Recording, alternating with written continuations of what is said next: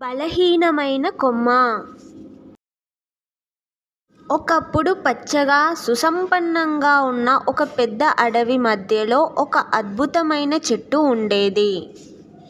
ఆ చెట్టు పైభాగంలో ఓ చిన్న బలహీనమైన కొమ్మ ఉండేది.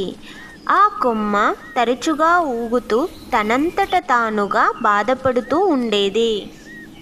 పక్కన ఉన్న పెద్ద కొమ్మలు ఎంత బలంగా ఉన్నాయి, కానీ నేనెందుకింత బలహీనంగా పుట్టాను? ఆ సమయంలో ఒక చిట్టి పిచ్చుక అలసిపోయి ఆ బలహీన కొమ్మ మీదకు వచ్చి కూర్చుంది. పిచ్చుక ఇచ్చిన జవాబు గొప్ప సందేశంతో. పిచ్చుక చిరునవ్వుతో మృదువుగా చెప్పింది, ఓహో కొమ్మా, నువ్వు బలహీనంగా ఉన్నావని నాకు తెలుసు. కానీ నాకు రెక్కలున్నాయి కదా. నీ బలం తక్కువైనా నేను ఇక్కడ నిలబడగలను.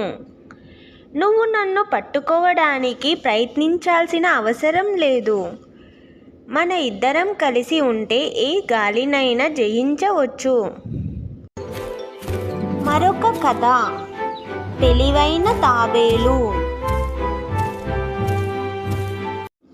ఆ సరస్సులో చేపలు, బాతులు, కప్పలు, ఇంకా ఒక నెమ్మదిగా నడిచే తాబేలు ఉండేది.